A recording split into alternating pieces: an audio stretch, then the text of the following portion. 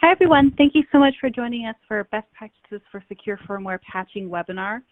We'll go ahead and get started in just a few moments. Thank you.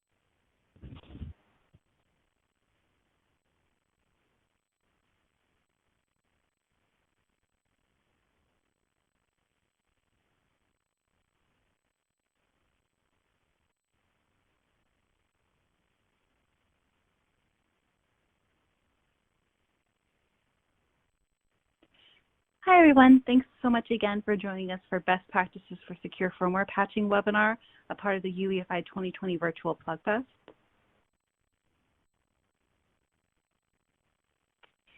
I wanted to take a moment here to introduce you to the presenters today.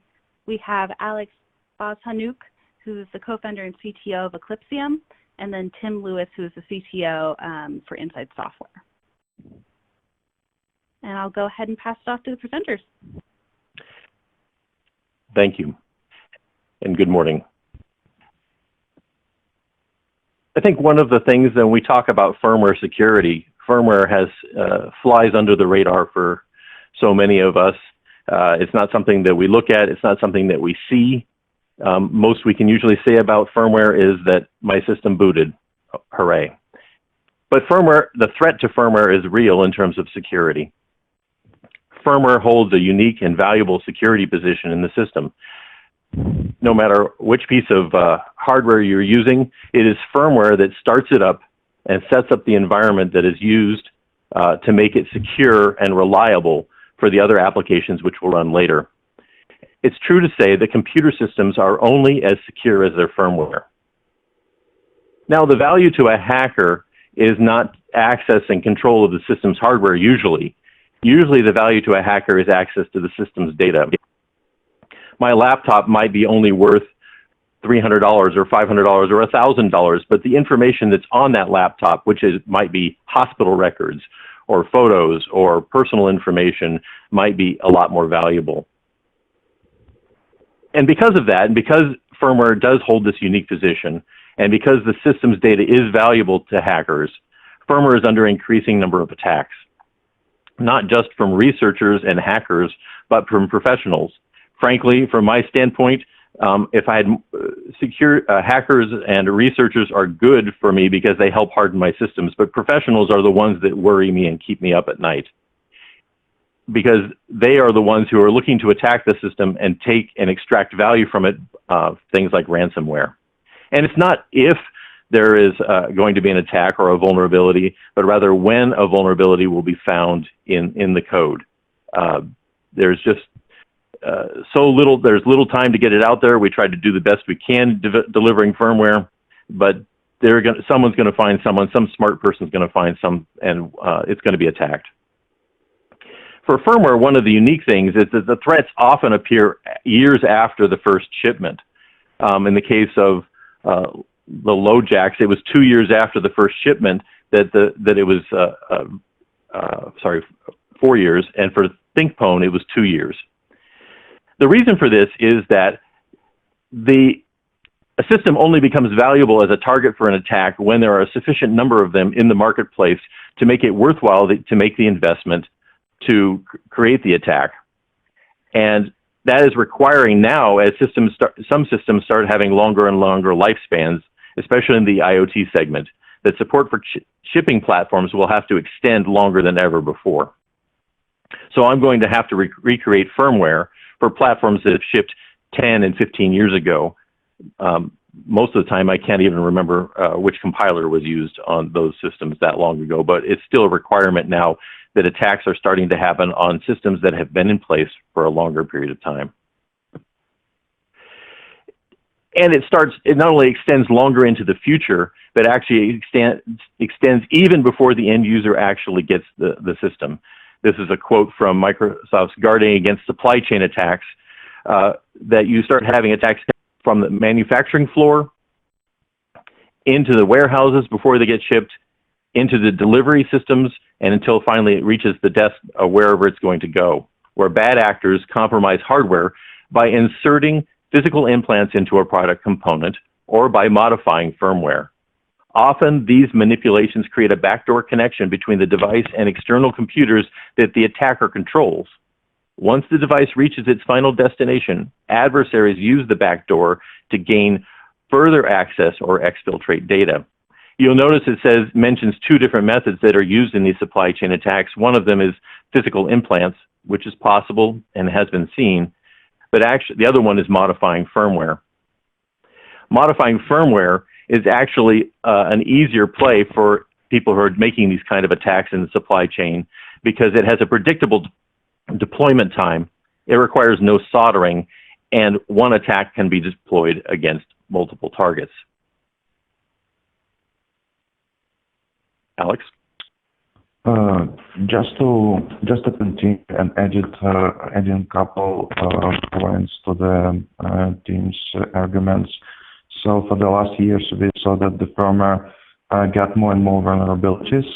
If you look in statistics from 2017, it got jumps on a number of different firmware components, firmware like Linux embedded firmware or UEFI firmware, as well as we saw that the components like microcode also was vulnerable to vulnerabilities like Spectre and Meltdown. So it's showing us that vulnerabilities in the firmware is real. They are in many different ways could be exploited, and attackers would leverage them to build their attack chain to compromise the entire device. And there was examples from USB Anywhere to the different DMA attacks to the attacks on the different platform, Intel, AMD platform, and so on.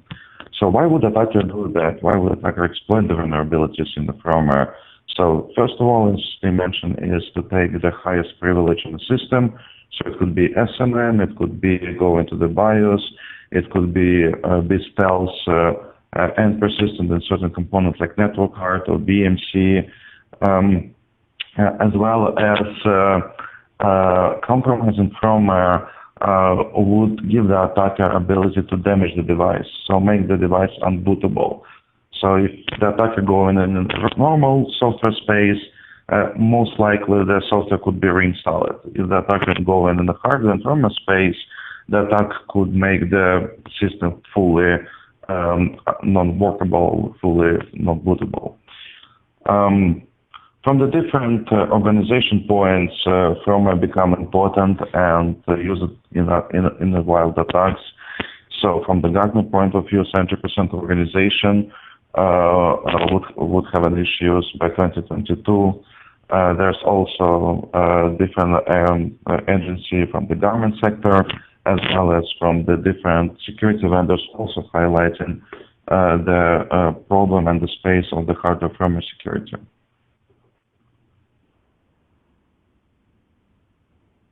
Kim?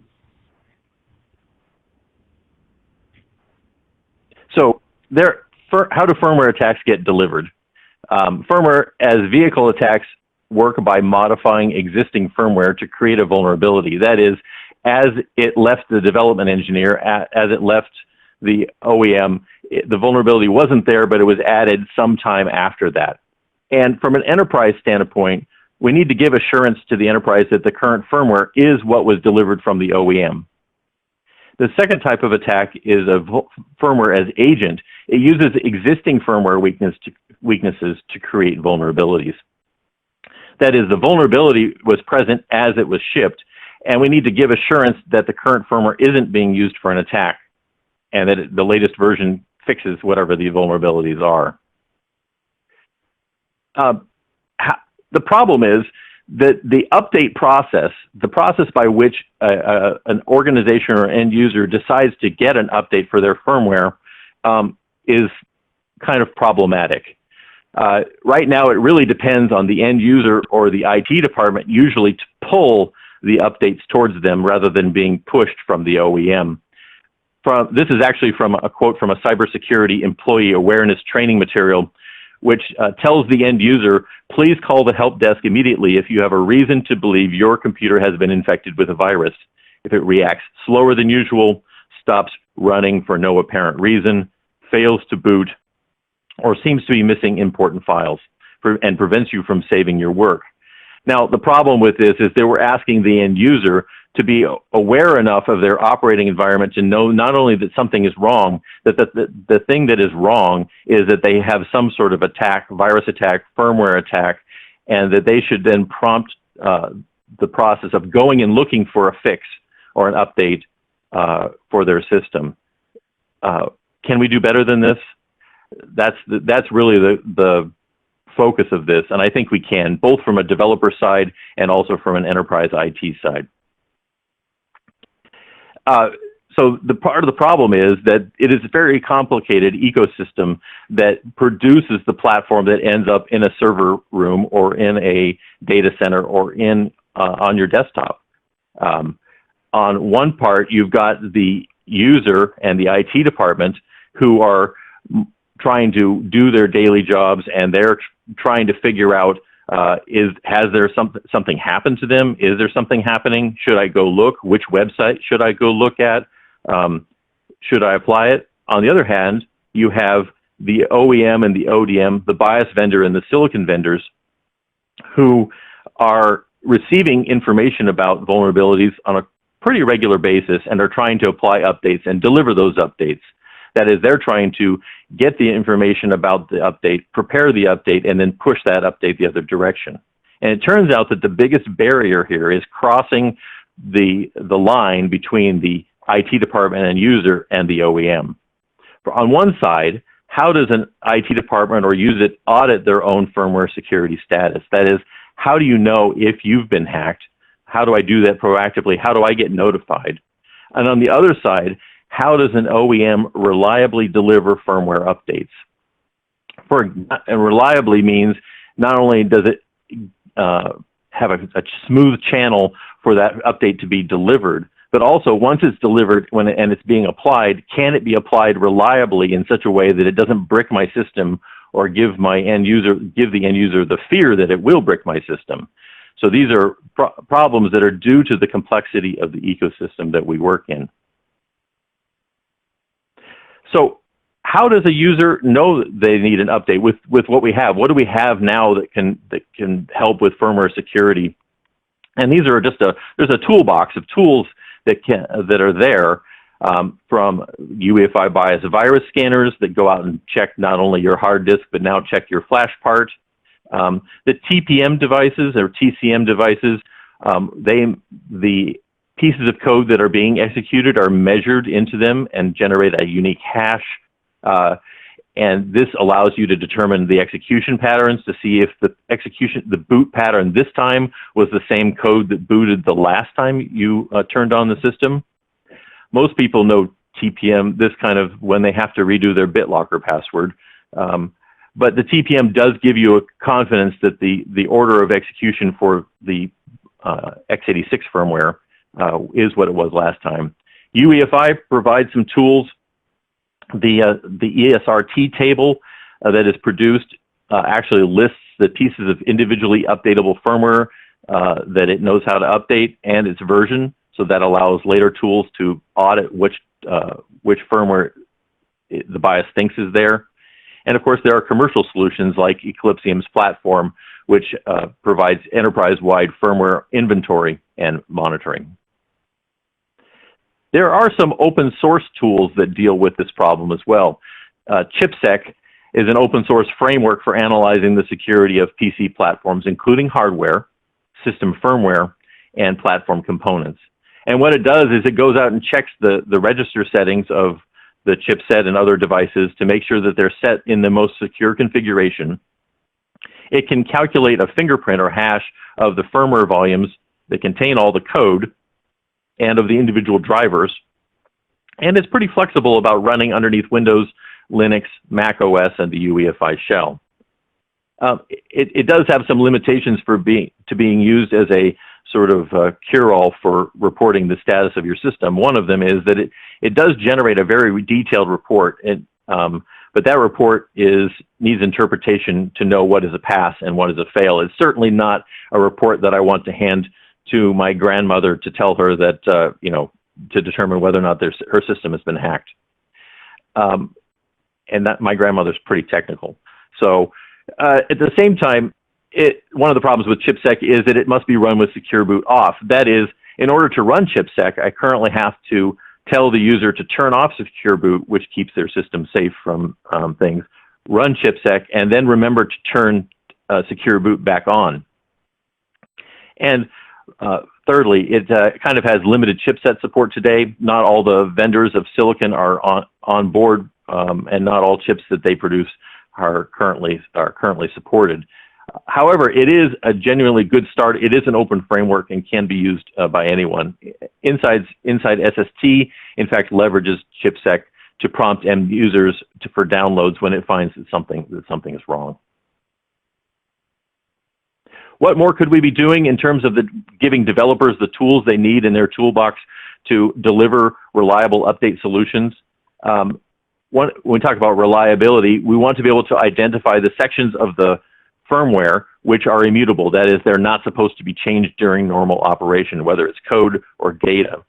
Currently, tools like ChipSec that try to do this kind of have to do this heuristically. That is, they kind of have to scan for certain signatures and use that to look for pieces of code or data. But actually, the average piece of shipping firmware has other sections of the flash which are supposed to be immutable, but are not easily identifiable by a tool like ChipSec. So providing a sort of a standard way by which tools can find out which parts should be immutable would be a good step. We want to be able to audit when the system is not running. For among other reasons, we'd like to be able to have a BMC be able to audit the system firmware integrity.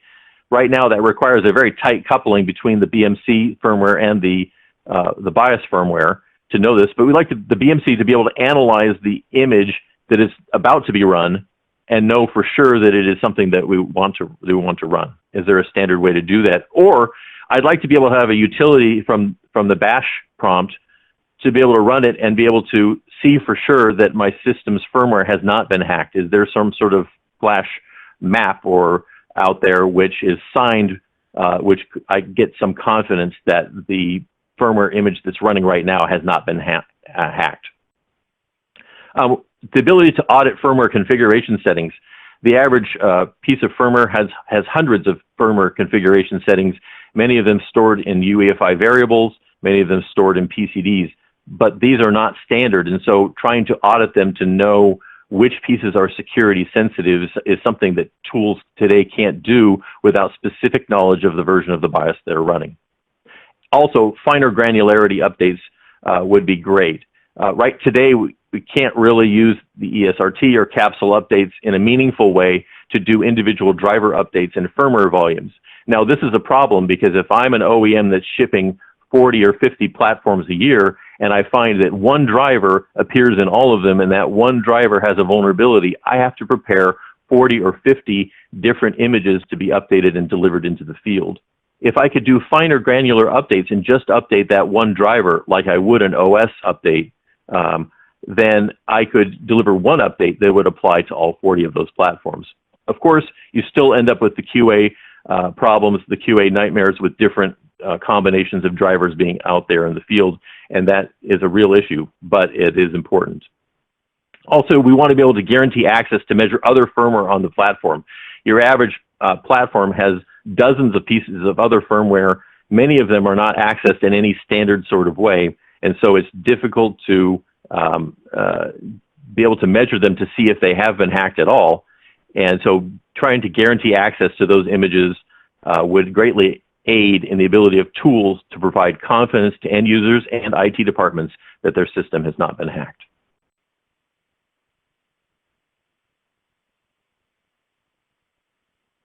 Alex, you're up.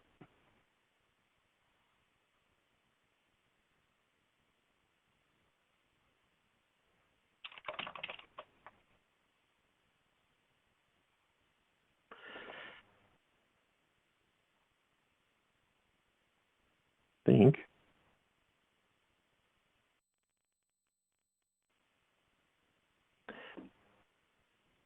Alex. Sorry, I was muted. From another side, let's talk about enterprise challenges. So from the enterprise, first challenge is lack of visibility and inventory. So from the enterprise perspective, IT department want to know what kind of firmware end device has. Does it have updates? What fixes this update delivers? Is it security fixes, reliability fixes, compatibility fixes? They want to know like all components, what kind of components has the firmware. Does this firmware has the persistent storage, or it could be added at the runtime? So that kind of information would be really useful for the enterprise to understand when they deploy the thousands of devices on the field, to understand what's supposed to be updated and how. So other challenges is about tooling. So having the proper tools to update the device. In some cases, tools require reboots. Some cases, tools requiring specific the OS or dependency. The challenges that enterprises may have a different deployment flow and a different environment, different operation system. So have this compatible that the firmware update could be delivered through the enterprise mechanisms in the enterprise environment is important and also challenging sometimes for the enterprises. Negative effects. So as I mentioned previously, reboots, sometimes it could be different negative effects. It could be performance effects for some of the vulnerabilities. Could be reliability effects, so then system wouldn't boot after you would update, let's say DBX or things like that. And sometimes device may have a downtime to the reboot, as I mentioned before. So that's represent kind of challenges enterprises has when they decide would they want to update the specific firmware or would they want to wait for some time to do it together with some other updates or package up different firmware updates in the one package. So that represents us the huge amount of work for the enterprises. In order to improve that work, enterprises can use a couple best practices. So first of all, the firmware updates should be treated as the normal software updates. So then you will enable the best practices you use for the software updates in order to deliver remotely firmware updates, in order to check is the firmware update stable or not, in order to track it down and see what kind of firmware you updated previously, what kind of firmware you want to update now, to build this history chain on the updates for the specific component of the specific device across the entire enterprise. Full visibility to the enterprise devices. So basically enumerate what kind of firmware you have in the devices. Build a lab environment or test environment when you basically first you update firmware on the same class of the device, one instance of the device, in order to check that update works fine, and you know from which version of the firmware to which version of the firmware you want to update. So basically, sort of create a map on successful updates from the certain vendor, model, and version on the firmware. And then you can roll this to a smaller set of the devices, and then you can roll these updates to the bigger set of the devices on the enterprise. and you do it like granularly from the testing environment to the production environment. And then you check all sorts of regression tests, and including the rollback test. Like you want to know that you could update, you can downgrade your firmware if needed. In some cases, it may have a security impact, and you cannot downgrade your firmware, but you want to know this information. You want to know that you would be able to downgrade if it is possible for certain firmware on a certain device, like a web camera or Intel ME or UEFI or BMC or network control and so on and so forth. Then when you purchase the device, you can also make a decision based on the firmware support. So some of the device has the beta package support, like for example, certain devices has LVFS support. So if you're dealing with the Linux environment, you would like to check what is LVFS and how does it work, but it basically framework to update your firmware on the devices. So in some cases, if you have a wide distribution on Linux boxes, you may consider during purchasing to have the arguments to buy the devices which support LVFS, one of the options. So, that's moving us to the discussion on, we understood what kind of OEM challenges we have, we kind of understood what kind of enterprise challenges has, but there's also common challenges which represent like industry challenges on the firmware updates, which would basically give us a better understanding on how to fix them. So first of all is basically there's so many different OEMs, there's so many different ODMs, and the different firmware providers, different firmware environment. There is UEFI, there is core boot, and so on. All of these different components, in the end of the day, would need to combine in the final device and to be shipped to the end user and have full support on all of the components from ODM, have all of the code running and be updatable, and have maintenance on all of that software to deliver that update, including infrastructure to build that update and push this update through the internet. So all of these different components has the different threat models, has the different timeline and life cycles, and the different steps on the delivering software through the updates and build the software through the manufacturing supply chain. All of this together showing us the huge challenge, which would, and as an example, that's one of the laptops which we run analysis on, that Lenovo ThinkPad Carbon 6 Gen has 8 different firmware components, many of them manufactured from the different vendors, 5 runtime firmware components loaded at the runtime. External devices has the firmware. Firmware in some cases has hundreds of executables, hundreds on the configuration data points from the different vendors.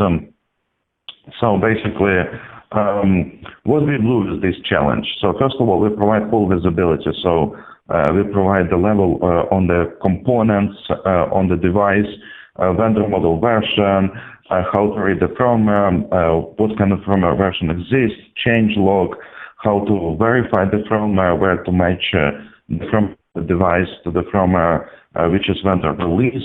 So we build this visibility in order to increase verification to our vendor, to our enterprise. So another challenge is basically vulnerabilities. So there's so many different vulnerabilities.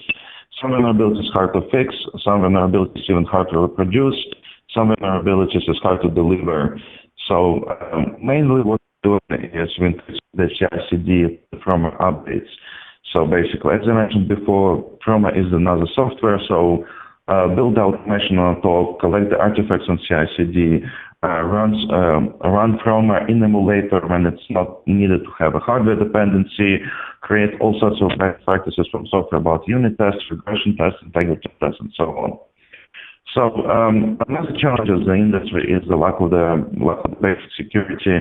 You know, like some of the has better security, some of the firmware has a little bit delay on security best practices. Like UEFI has really good security practices, but we're talking about all sorts of firmware, like web camera firmware, like network card firmware, and so on. So there's basic security practices needed for the firmware. So first of all is secure boot and secure update for each of the components, not just for UEFI. Actual rollback protection in order to prevent from the security fixes be downgraded, distinguish boundary between runtime and boot time, lockdown interfaces, disable debug interfaces, have a secure recovery mode. All sorts of best practices would be nice to have from a perspective for each component on the device. And the last challenge is supply chain. Over time, we see there's challenges on the supply chain from the delivery point when OEM create the tools and have some tools with issues, and then vulnerabilities inside the updates itself, as well as infrastructure issues when the entire infrastructure may have vulnerabilities or can be even compromised. One of the examples is Shadow Hammer, when attacker compromised the infrastructure on the OEM side, and he signed the update in order to deliver the malicious update to the end devices and was undetectable for many months. As a result, the recommendation from the supply chain would be, first of all, when we create the firmware during supply chain, we collect artifacts, we collect firmware blocks, configurations. We could sign them, we could publish them, and to provide a way to verify later on that specific device has that specific firmware. In many cases, we saw that, like in one day, OEM created two different firmware updates, which was not matching, and there was no way to verify, is this firmware update legit or is this a supply chain compromise? So deliver the firmware update securely, so you use all of the best practices in order to deliver the firmware update. If you're doing this over internet, you fix all of the issue with the classical server security, and then over the time maintain a security on the device by having ability to verify the firmware on the device through the data which is OEM provides. All right.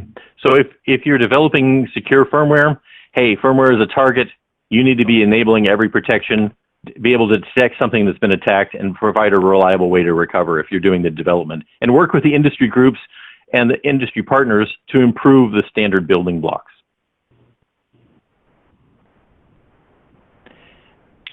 So just sum up, firmware is hard. We could increase velocity on the firmware update by treating firmware as a software in order to enable proper CI/CD during all stages of the firmware development and the firmware shipment. Provide the full visibility in the firmware would allow the customer to audit and build all sorts of knowledge about end device and each component on the end device and each firmware on that component on the end device. Build a test environment on the enterprise side as well as the OEM side would allow to have a better CI/CD integration to validate the firmware updates, and the devices which has more firmware updates support functionality may win on the purchasing decisions.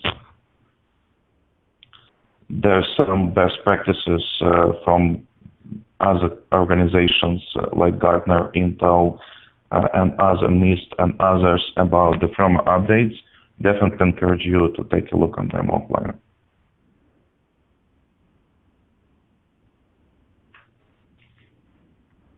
All right. That brings us to the end of our thing. I'm looking at the questions here. First question, are there any test suites available for UEFI Secure Boot for developers to run? Yes. So in addition to the chipsec, which I mentioned earlier, which is quite comprehensive and it does focus specifically on security, there are also the UEFI SCT, which is provided by UEFI. and there's the FWTS, the firmware, which is also endorsed by UEFI, can test some security-related settings.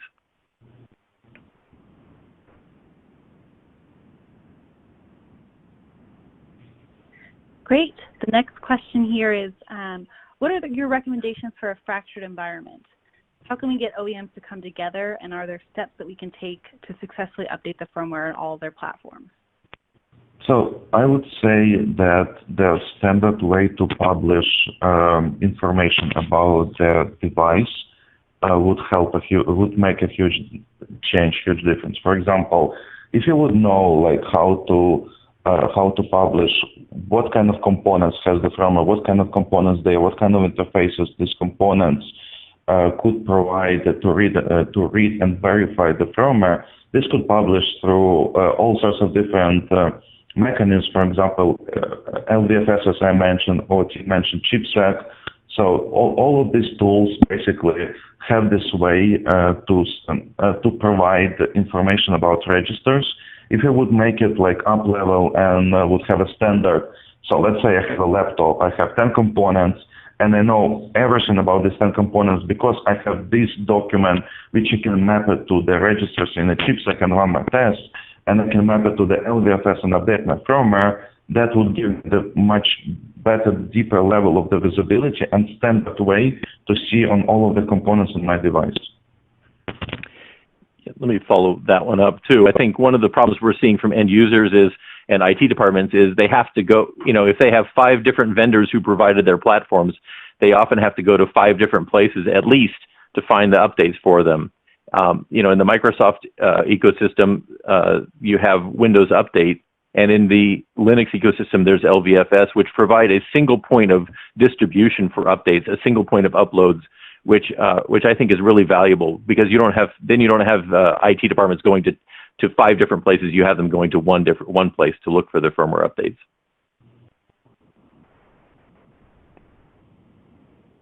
The next question, how do you detect if you've been hacked?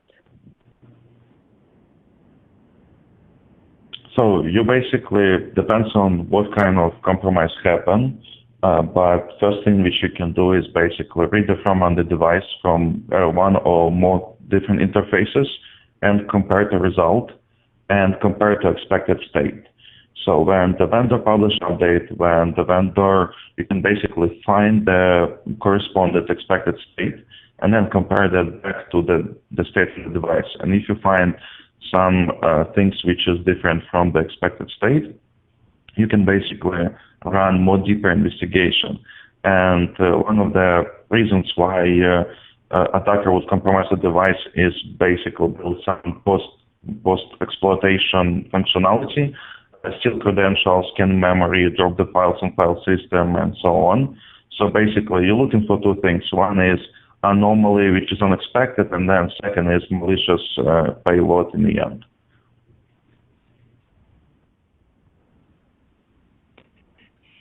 Great, thank you all so much. That was actually our last question. So thank you all again for attending this presentation of the UEFI 2020 Virtual Plug Fest. The slides will be available on the UEFI Forum website after we wrap up here. And then this presentation will be available, the video recording will be available on YouTube and Bright Talk. So thank you all so much for joining us. Thank you. Thank you all.